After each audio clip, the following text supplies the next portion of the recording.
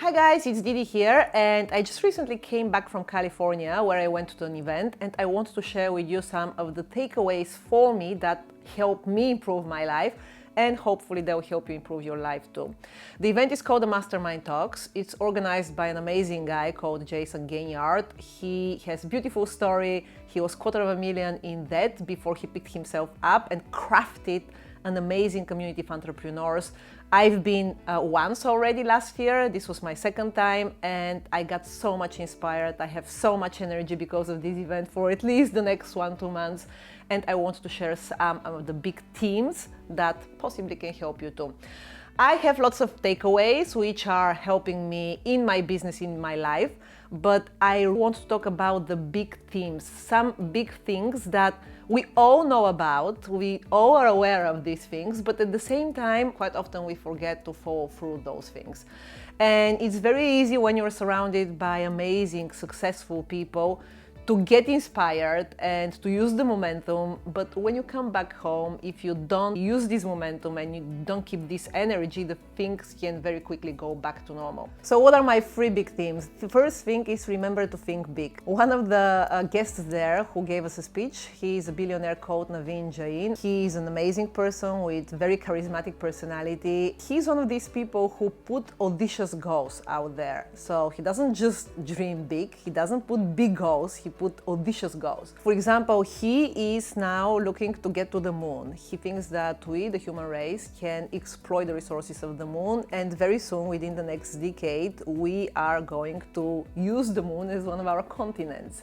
This is audacious goal. He would say that in the beginning, when you put audacious goal like that, people are very distrustful to you, they think you're crazy. But in time, when you keep persisting with your audacious goal, you attract the right crowd. So the universe, in a way, conspires to find you the right people so that you can make things happen.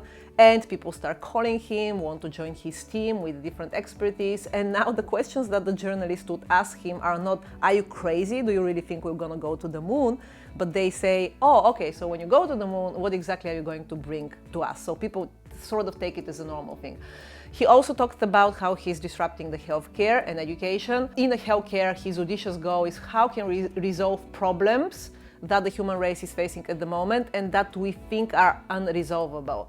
For example, he thinks that the disease and, by the way, death will be optional. So people like that, when you see them on stage and when they talk about the goals that they put, about the teams that they bring together because of the audacity of this goal, then you really want to do better. Then you really want to reevaluate whether you think too small or not. How I personally implement that, it's very easy to say think big, think big, think big. We know it, but what do we do to do that? So personally, I am going back to my goals for the next year, so the projects that I'm working, and I'm saying, where do I limit myself? So this is the question that I start with. And when you think big, of course, there are lots of things you can do. You can exercise your idea muscles, for what James Altucher says, sit down every day and write down 10 ideas, because we are often limited by the patterns and habits that we currently have in our own life. And even if you want to think big, it may be very difficult to leave these patterns and to leave the little box that we live in and think not outside of the box, as Naveen said, but really thinking in a different box. The second thing for me was embrace your life path and take action. These are things that we hear all the time. What do we do to implement them in our own lives though? We had a special guest again, Shep Gordon, who was the manager of Alice Cooper and many other famous singers at the time. He's an extraordinary person. I really enjoyed listening to his story. And he said that he chose his profession as a manager not because he consciously chose to do that, just because his life path, the life threw at him opportunities and he took the action to follow upon these opportunities.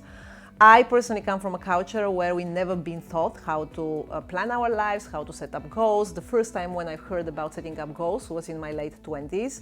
So I've missed 3 decades of really knowing about these things that other people do.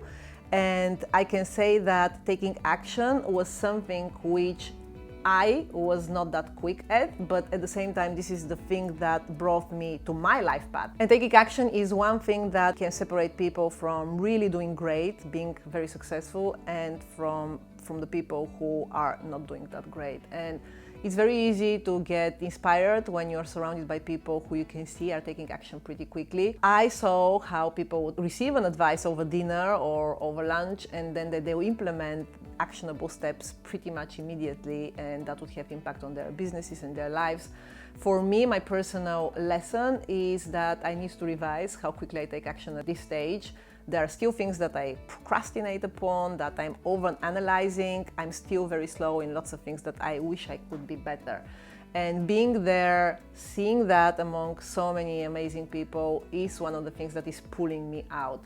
So if you ask me how I'm going to implement that in my personal life and how you can do it, I personally am bringing people who would hold me accountable. I think this is one of the things that always had helped me before. And the second thing is I am going to sit down and prioritize again what are the things that I want to do on a daily basis, in the sense of start with the most important. Recently, I can see that sometimes you can fall into the habit to still do things that are the easiest to do rather than hardest one. The third big takeaway for me is that I really need to put much time into having fun. And it sounds crazy, even how I structure the sentence. I need to make the time and put the effort to have fun. Since when having fun become a hard thing to do? I don't know since when, but I can see it among a lot of my friends, among a lot of people around. You can read it in the statistics. More people are suffering from depression, from anxiety, are having difficulty to even go out and laugh, something which children do over 400 times a day. I had so much fun there. We had fun around dinner tables. We had fun with, listening to the talks. And the most important thing for me was that the successful people who spoke from the stage, Naveen Jain, J.C. Curley, who is James Curley, who is the vice president of the brand of Levi's. Super amazing guy. These people were really there to have fun. They told us that the only reason why we're here and doing that is just because we really enjoy it. They are engaging in the hobbies and the things that they love to do. For me, it's very important, how do I tap into my joyful me, which is there. I've always been a very joyful person, and how can I bring more joy to my life at the moment?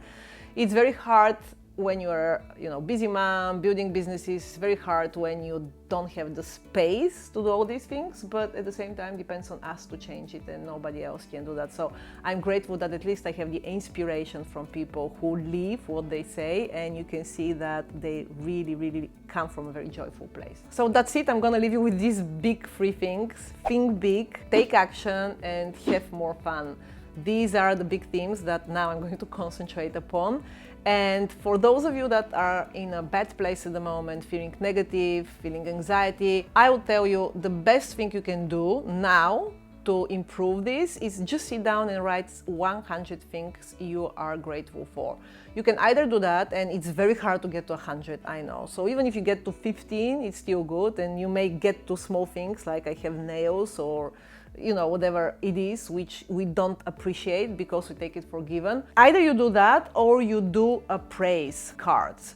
We had at the event, Jason implemented something like you write a praise cards for people who you want to praise for something. And there are so many things you can praise people for, real things that we don't really think of because we think that they're too small. So sit down, write the praise card for someone in your life, for yourself even, and just write some things that you're grateful for, and this will help you change your state almost immediately. So thank you so much for watching that. I really hope it helps you in some ways. And if you have any questions, please let me know, guys. You can always ask me via Instagram story, or you can leave me a comment here below. I'm so looking forward to seeing you next week, and watch my California vlog. I didn't film at the event, but at least I filmed my funny trip with my friend Bilana in San Francisco and Carmel Valley. So see you soon. Bye.